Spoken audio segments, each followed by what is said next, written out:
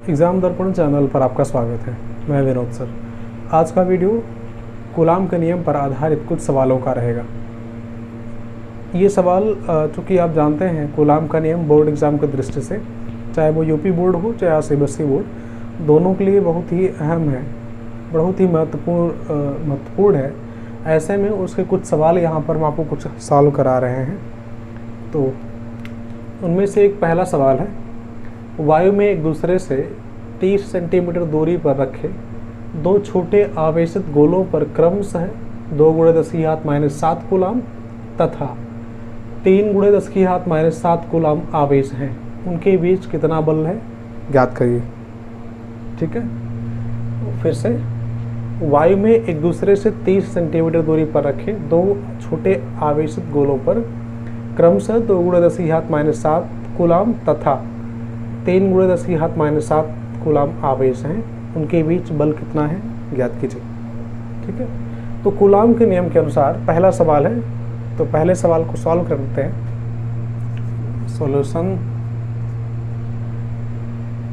तो कूलाम के नियम से देखिए, दो आवेश एक दूसरे से 30 सेंटीमीटर की दूरी पर हवा में रखे हैं, वायु में रखे हैं। मान लीजिए ये दो आवेश हैं, एक आवेश यहाँ पर Q1 और दूसरा आवेश यहाँ पर Q2, और इन दोनों के बीच का जो डिस्टेंस है R, यहाँ से लेकर यहाँ तक R बराबर है वो 30 सेंटीमीटर।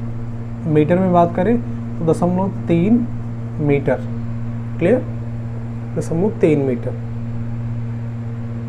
तो इन आवेशित गोलों पर जो आवेश है, पहले वाले पर आवेश है Q1 = 2 × 10⁻⁷ कूलाम और दूसरे पर है 3 × 10⁻⁷ कूलाम।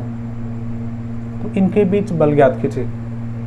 बहुत ही सरल है कूलाम के नियम से। तो वैद्युत बल का फार्मूला, वैद्युत बल F = 1/4πε0 × Q1 Q2/R का स्क्वायर।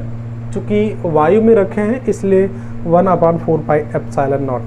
किसी माध्यम में रखा गया होता तो यहाँ पर 1/4πε0 के साथ साथ यहीं पर उस माध्यम का परावैद्युतांक रहता। क्लियर।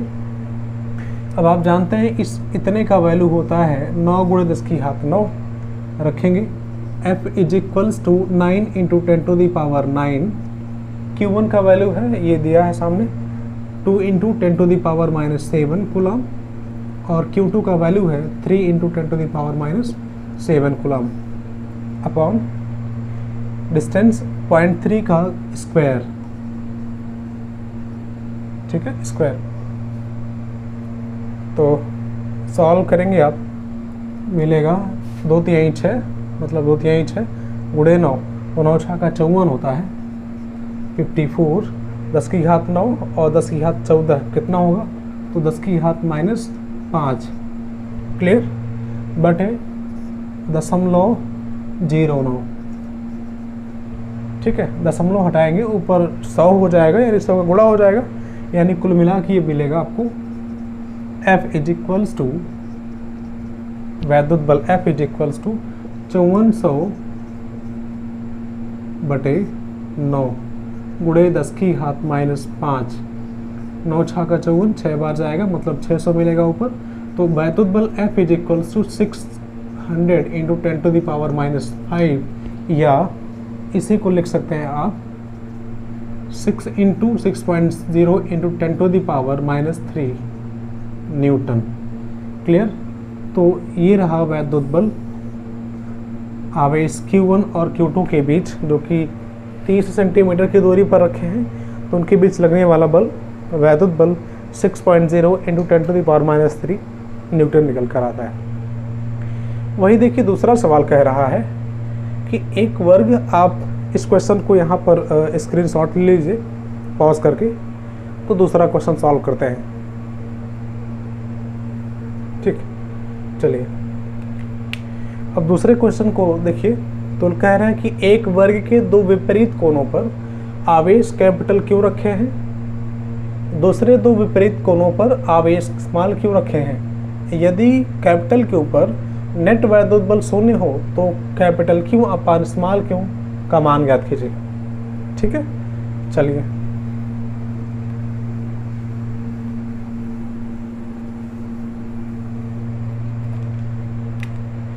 कह रहे हैं कि एक वर्ग के दो विपरीत कोणों पर आवेश कैपिटल क्यू रखे हैं, दूसरे दो विपरीत कोणों पर आवेश स्मॉल क्यू रखे हैं। यदि कैपिटल क्यू पर नेट वैद्युत बल शून्य हो तो कैपिटल क्यू अपान स्मॉल क्यू का मान ज्ञात कीजिए। देखिए ये वर्ग है मान लीजिए,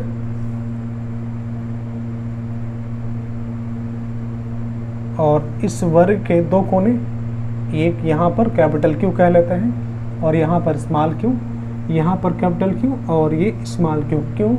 क्योंकि यहाँ पर कह रहे हैं कि विपरीत कोनों पर आवेश कैपिटल क्यू, तो विपरीत कोने यहाँ पर कैपिटल क्यू चार्ज और दूसरे विपरीत मतलब दूसरे दो विपरीत कोनों पर आवेश स्मॉल क्यू है। ठीक है, तो यदि क्यू पर नेट वैद्युत बल शून्य हो, कोई भी, या तो यहाँ ले लो या फिर यहाँ पर, जैसे हम यहाँ पर लेते हैं या यहाँ करते हैं, यहाँ पर नेट वैद्युत बल शून्य है। आप देखिए ये क्यू, चलो थोड़ा सा इसको इधर रखते हैं, ये कैपिटल क्यू धनावेशित है, यहाँ पर चार्ज जो है वो किस प्रकृति के हैं बताया नहीं गया है, तो पॉजिटिव मान के चलते हैं, यहाँ भी पॉजिटिव, सब पॉजिटिव चार्ज के हैं। तो ये धनावेश कैपिटल क्यू पर बल लगाएगा किस डायरेक्शन में, दोनों को मिलाने वाली रेखा के ठीक मतलब इस तरफ विपरीत प्रतिकर्षण होगा ना। देखिए ये धनावेश, ठीक है, दोनों पर, दोनों के बीच प्रतिकर्षण का बल और इनका जो डायरेक्शन होगा दोनों को मिलाने वाली रेखा के ठीक इस तरफ। क्लियर? चलिए इस बल को कह लेते हैं F1, डायरेक्शन इस तरफ, या नाम दे दीजिए, इसका नाम देते हैं A, B, यहाँ C और इस पॉइंट का नाम D देते हैं। तो C के कारण A पर लग रहा है, तो यहाँ पर आप कर लीजिए AC, FAC। क्लियर? अब देखिए ये क्यू वाला आवेश जो बी पॉइंट पर है, ये क्यू आवेश इस पर बल लगाएगा, डायरेक्शन इस तरफ। ठीक है, चूंकि दोनों धन आवेश है तो इस तरफ बल लगाएगा और इसका मान, इस बल को लिखते हैं FAB, और ये जो डी पॉइंट पर आवेश स्मॉल क्यू है ये भी बल लगाएगा इस डायरेक्शन में, क्योंकि प्रतिकर्षण बल है, तो इस तरफ ये कौन सा FAD। अभी देखिए तो FAD और FAB परस्पर लंबवत है एक दूसरे के, और AC उनके ठीक विकर्ण कह लीजिए, तो बीचों बिल मध्य होते हुए इस तरह जा रही है, बीचों बीच होते हुए। ठीक है, FAD और FAB का जो रिजल्टेंट होगा वो FAC के दिशा में होगा। ऐसे में FAC और FAD तथा FAB का जो रिजल्टेंट मिलेगा दोनों जुड़ जाएंगे और इस पॉइंट Q पर एक परिणामी बल मिलेगा, जबकि यहाँ कहा जा रहा है कि वैद्युत बल शून्य होना चाहिए। शून्य कब होगा?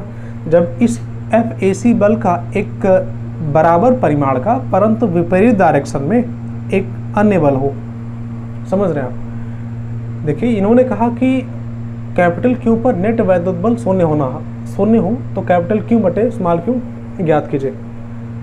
अब इस बिंदु पर यानी पॉइंट A पर जो आवेश कैपिटल Q है, यहाँ पर वैद्युत बल शून्य होने के लिए FAC के डायरेक्शन के ठीक विपरीत मतलब इस तरफ एक बल होना चाहिए जिसका मान FAC के बराबर हो और डायरेक्शन आप देख रहे हैं विपरीत में, तभी इस चार्ज Q पर वैद्युत बल शून्य होगा। और इसके लिए क्या होना चाहिए?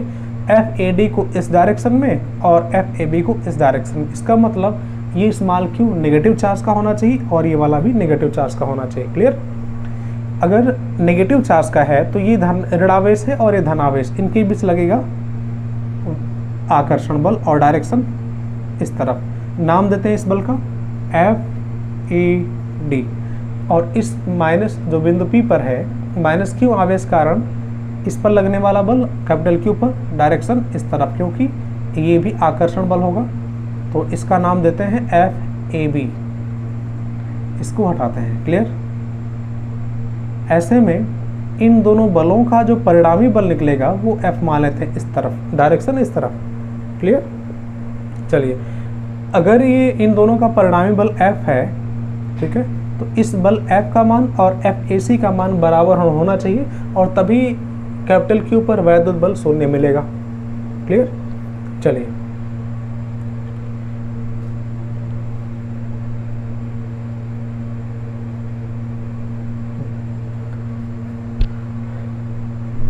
तो FAC का वैल्यू निकालते हैं। चूंकि यहाँ लिखेंगे, चूंकि कैपिटल Q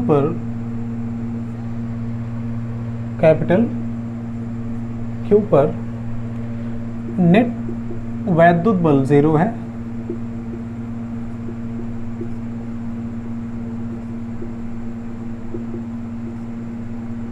शून्य है, अतः या इसलिए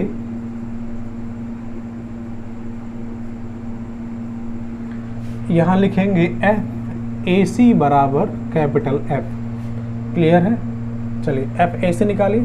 तो 1/4 पाई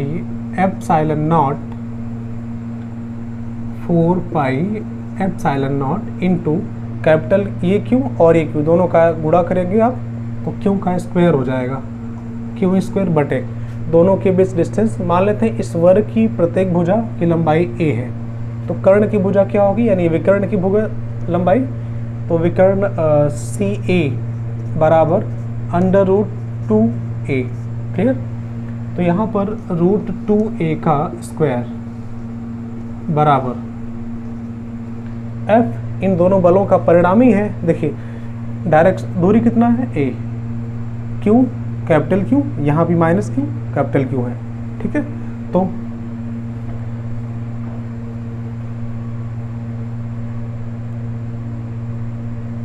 ठीक इस बल FAB का एक डायरेक्शन, मतलब FAB को दो घटक में डिवाइड करिए। एक घटक इस डायरेक्शन में होना चाहिए, इसे लिखेंगे FAB cos थीटा, मान लीजिए कोण है थीटा। क्लियर? और इसके ठीक लंबवत डायरेक्शन में इस तरफ एक घटक मिलेगा FAB sin थीटा। वैसे FAD का भी इस तरफ घटक निकाले, कोण थीटा ही है यहाँ पर भी, क्योंकि वर्ग है और वर्ग का ये विकर्ण इस तरफ से बराबर कोण और दोनों तरफ मतलब बराबर कोण अर्जित बनाएगा। ठीक है, तो ये वाला जो कोण इस तरफ है FAD का, ये वाला घटक कहलाएगा FAD cos थीटा। क्लियर? और इस तरफ का घटक FAD sin थीटा। ये वाला घटक और ये वाला घटक बराबर और विपरीत दिशा में है, इसलिए कैंसिल हो जाएंगे। क्लियर? ये दोनों घटक FAD cos थीटा देखिए इस तरफ होगा और FAB cos थीटा इसी डायरेक्शन में, दोनों जुड़ जाएंगे और जुड़ करके कैपिटल F बनाएंगे। ठीक है, तो आप लिख सकते हैं कैपिटल F के स्थान पर FAB cos theta plus FAD cos theta. और यहाँ पर थीटा का मान क्या होगा, प्रत्येक कोण 90 डिग्री का था वर्ग का, और आधे कितना होगा, तो 45, थीटा के स्थान पर 45 डिग्री। यहाँ आप लिख सकते हैं इसको आप FAB के स्थान पर, देखिए FAB के स्थान पर बात करें तो ये A है और ये B। 1/4 पाई एप्सिलॉन नॉट इंटू आवेश कैपिटल Q और स्मॉल q, तो capital Q into small q अपान दोनों के बीच डिस्टेंस A, भुजा की लंबाई A है, तो बटे A का स्क्वायर और प्लस इंटू कॉस थीटा है, तो कॉस थीटा का वैल्यू 45 डिग्री। क्लियर? प्लस इसी तरह से इसका 1/4 पाई epsilon naught into capital Q small q बटे A का स्क्वायर कॉस 45 डिग्री। और यहाँ पर है 1/4 पाई epsilon naught into Q square upon √2a का स्क्वायर। क्लियर है? दोनों पक्षों में 1/4 पाई epsilon naught into Q common है, तो कॉमन करके कैंसिल कर देते हैं। चलिए देखिए यहाँ बचेगा सिर्फ Q अपान √2a का स्क्वायर बराबर, यहाँ पर 1/4 पाई एप्सिलॉन नॉट इंटू ये कैपिटल Q कॉमन लिया आपने, तो क्या बच रहा है, सिर्फ स्मॉल q बटे A का स्क्वायर कॉस 45 डिग्री प्लस यहाँ पर बचेगा स्मॉल q बटे A स्क्वायर कॉस 45 डिग्री। ठीक है, अभी देखिए तो यहाँ ब्रैकेट खोलेंगे तो बनेगा Q अपान 2a का स्क्वायर बराबर cos 45 का वैल्यू 1/√2, तो Q upon a square into 1/√2 plus Q upon a square into 1/√2। a square इधर भी कॉमन है, 1/a स्क्वायर इधर भी, तो कैंसिल कर देंगे, ठीक है। अच्छा, क्या बचेगा यहाँ पर देखिए, तो इस तरफ बच रहा है सिर्फ Q अपान a/2, ये Q/2 बराबर यहाँ बच रहा है Q/√2 प्लस Q/√2, ठीक है, या जी यहाँ पर √2 है। आपने यहाँ 1/a स्क्वायर कॉमन है इस तरफ भी और इस तरफ, तो यहाँ बचेगा Q/√2 और प्लस Q/√2, या इसे लिख सकते हैं Q/2 बराबर 2Q/√2, ठीक है, या इसे लिख सकते हैं आप √2। परिमेयकरण कर दीजिए, √2/√2, इस स्मॉल क्यू को इधर लाइए तो बनेगा कैपिटल Q अपान स्मॉल क्यू बराबर, इस स्मॉल क्यू को इधर लाया हमने, इस 2 को इधर ले जाइए तो क्या बनता है देखिए, √2 बन जाएगा और 2 से 2 कैंसिल, और 2 ये इस तरफ आएगा तो मिलेगा 2√2। क्लियर। कैपिटल Q अपान इस Q को लाया आप इधर तो कैपिटल Q अपान स्मॉल Q हुआ, इस 2 को इधर ले जा रहे हैं और देखिए √2 का गुणनफल 2 मिलेगा, 2 से 2 कैंसिल, ये 2 का गुणा इधर तो 2√2। क्लियर है। चलिए अब नेक्स्ट क्वेश्चन, इसका आप स्क्रीनशॉट ले लीजिए पॉज करके। अगला सवाल, दो छोटे गोलों में प्रत्येक का द्रव्यमान m किलोग्राम तथा आवेश Q कूलाम है। दो छोटे गोलों में प्रत्येक का द्रव्यमान स्मॉल m किलोग्राम तथा आवेश Q कूलाम है। इन्हें L मीटर लंबाई तथा नगण्य द्रव्यमान के कुचालक धागों की सहायता से एक बिंदु पर लटकाया जाता है। यदि साम्य की स्थिति में प्रत्येक धागे द्वारा ऊर्ध्वाधर से थीटा कोण बनाया जाता है तो प्रदर्शित कीजिए कि Q square is equals to 4mgL square sine square theta tan theta into 4πε0। Clear. चलिए कह रहे हैं कि दो छोटे गोलों में प्रत्येक का द्रव्यमान स्मॉल m किलोग्राम है तथा आवेश स्मॉल q कूलाम है। इन्हें L मीटर लंबाई तथा नगण्य द्रव्यमान के दो कुचालक धागों की सहायता से एक बिंदु पर लटकाया जाता है। यदि साम्य की स्थिति में प्रत्येक धागे द्वारा ऊर्ध्वाधर से थीटा कोण बनाया जाता है तो प्रदर्शित कीजिए। चलिए सॉल्यूशन देखिए, यहाँ पर कह रहे हैं कि ये दो कूलाम Q कूलाम के आवेश तथा m किलोग्राम के दो छोटे गोलों को किसी एक बिंदु पर लटकाया गया है धागे द्वारा। ऐसे कुछ ये पॉइंट है, ये धागे हैं, इन गोलों को इस तरह से लटकाया गया है। ठीक है, इनका द्रव्यमान है स्मॉल m किलोग्राम दोनों का और आवेश इन पर है स्मॉल q और स्मॉल q दोनों पर। प्रकृति नहीं बताई गई है इसलिए आप धन आवेश मानेंगे। क्लियर। एक बिंदु पर लटकाया जाता है। यदि साम्य की स्थिति में प्रत्येक धागे द्वारा ऊर्ध्वाधर से थीटा कोण बनाया जाता है तो प्रदर्शित कीजिए Q स्क्वायर बराबर इतना। ठीक है, इन रस्सियों की लंबाई कितनी है L मीटर। ठीक है, आवेश Q द्रव्यमान m, और ये ऊर्ध्वाधर से दोनों आवेशित गोले ऊर्ध्वाधर से थीटा कोण बनाते हैं। कोण कितना, ये थीटा। क्लियर। चलिए मान लेते हैं ये दोनों किसी कुछ दूरी पर स्थित हैं। यहाँ पर इन्होंने कहा है कि प्रत्येक कहाँ गया, हाँ, प्रत्येक धागे द्वारा ऊर्ध्वाधर से थीटा कोण बनाया जाता है तो प्रदर्शित कीजिए। आप देख रहे हैं ऊर्ध्वाधर से थीटा कोण बना रहा है, ये वाला धागा भी और ये वाला धागा भी थीटा कोण। अगर आप देखिए हमने कहा इन दोनों आवेशों के बीच जो डिस्टेंस है मान लेते हैं वो r है। R। क्लियर। इस आवेशित गोले पर कितने बल लग रहे हैं, सबसे पहले इसको समझ लेते हैं। मतलब इस आवेशित गोले का एबीडी बनाते हैं। देखिए तो इस रस्सी के द्वारा या इस रस्सी के द्वारा इस आवेशित गोले पर एक तनाव होगा ऊपर की ओर T, ठीक है। और इस आवेश के कारण इस आवेश पर एक प्रतिकर्षण बल होगा, क्योंकि दोनों समान चार्ज के हैं, समान आवेश प्रकृति वाले आवेश वाले हैं। तो ऐसे में इसके कारण एक प्रतिकर्षण बल इस तरफ कैपिटल F वैद्युत बल। और तीसरा, इस आवेश या इस गोले का अपना खुद का भार नीचे की तरफ, लंबवत नीचे की तरफ भार। क्लियर है।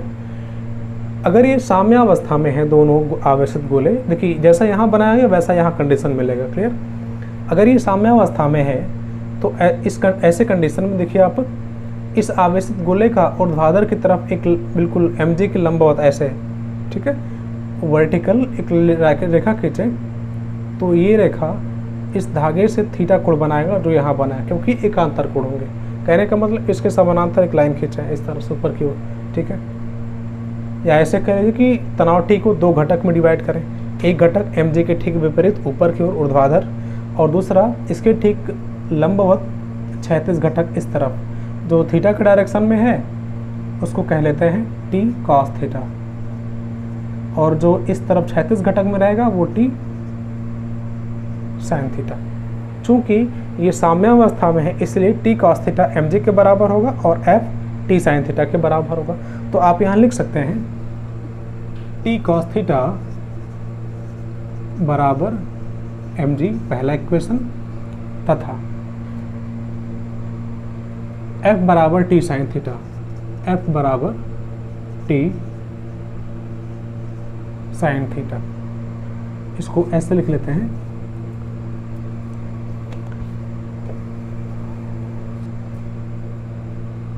mg बराबर T cos थीटा इक्वेशन पहला, और F बराबर T sin theta equation second.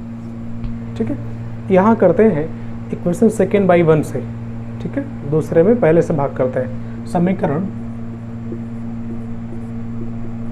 Second by 1 से क्या मिलता है, F अपान mg, सेकेंड में पहले से भाग देना है तो मिलेगा आपको F अपान mg बराबर T sin theta upon T cos theta. T से T कैंसिल यहाँ पर, और यहाँ पर मिल रहा है F mg और इस तरफ tan theta. Clear, tan theta. ठीक, अब mg को भी इधर भेजिए तो F इज इक्वल्स टू होगा से mg into tan theta. F बराबर आप जानते हैं कूलाम के नियम से, चूंकि वैद्युत बल है यहाँ पर, तो 1 अपन 4 पाई एप्सिलॉन नॉट इंटू आवेश Q और Q, तो Q और into Q means Q square upon दोनों के बीच डिस्टेंस कितना है R, ठीक है, R, तो R का स्क्वायर, ठीक है,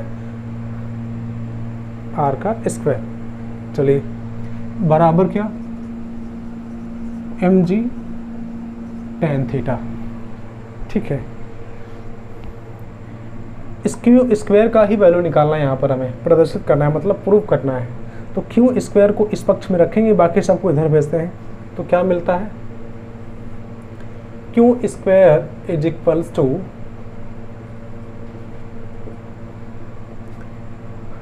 mg tan theta into 4 pi epsilon naught into R का स्क्वायर। ठीक है, या Q square is equals to mg tan theta into 4 pi epsilon naught. ठीक है, चलिए ये सब तो है, tan थीटा भी यहाँ पर है, mg भी है। चलिए R के स्थान पर क्या कर सकते हैं हम लोग, R के स्थान पर देखिए इसको हम लोग यहाँ नाम देते हैं, ये जो पॉइंट है जहाँ पर दोनों धागे लटकाए गए हैं यानी गोले, वो P मान लेते हैं, और इसको मान लेते हैं A और इसको मान लेते हैं B, और इस वाले जो बीच में ये लंबवत रेखा आ रही है इसको मान लेते हैं C। ठीक है, इस ए बी को अगर दो खंड में डिवाइड करें, या ऐसे कहिए कि इस ए बी को पॉइंट सी जो है बिल्कुल बीचों बीच में काटती है, या उसकी उसको मध्य में काटती है, तो ए सी बराबर क्या, आर बटे दो, ए सी बराबर आर बटे दो। तो आप आर स्क्वायर के स्थान पर क्या लिख सकते हैं, ये आर क्या, देखिए यहाँ पर ए सी बराबर पूरी दूरी आर है, आर बटे दो, या आर बराबर क्या हो जाएगा 2 इंटू ए सी। ठीक है, आर के स्थान पर लिखते हैं 2 इंटू ए सी,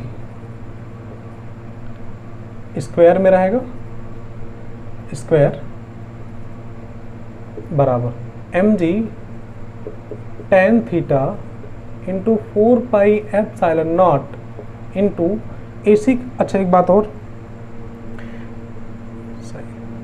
यहाँ पर देखिए, इसको आप यहाँ से देखिए पी ए सी एक समकोण त्रिभुज बना रहे हैं। यहाँ पर साइन थीटा के बारे में बात करें तो लंब बटे कर्ण, इसके ठीक सामने एक लंब, इस कोण के ठीक सामने एक भुजा, लंब ए सी, कर्ण है ए पी। क्लियर? तो क्या कर सकते हैं, साइन थीटा बराबर लंब कितना है ए सी और कर्ण कितना है ए पी। तो ए सी बराबर क्या होगा, ए पी साइन थीटा। ठीक है, यही लिखते हैं यहाँ पर। तो मिलेगा 4 इंटू ए सी के स्थान पर लिखेंगे आप तो ए पी साइन थीटा का स्क्वायर, देखिए 2 का स्क्वायर होता तो 4, 4 यहाँ लिख दिया गया, 4 को पहले लिखते हैं तो मिलेगा 4 m ji tan theta into 4 pi epsilon naught into A P. A P की लंबाई क्या है, ए से पी तक इस धागे की लंबाई है एल, तो स्क्वायर है तो L square, clear, into sine square theta. ठीक है, अब आप इसके टर्म में इसको लिखिए, देखिए क्यू स्क्वायर बराबर है, तो क्यू स्क्वायर बराबर मिलेगा आपको 4 m g into L square sine square theta into, देखो tan भी है तो tan theta into 4 pi epsilon naught, 4 pi epsilon naught. Clear? इस तरह से सिद्ध हो जाता है प्रूफ। क्लियर? आगे समय मिल गया।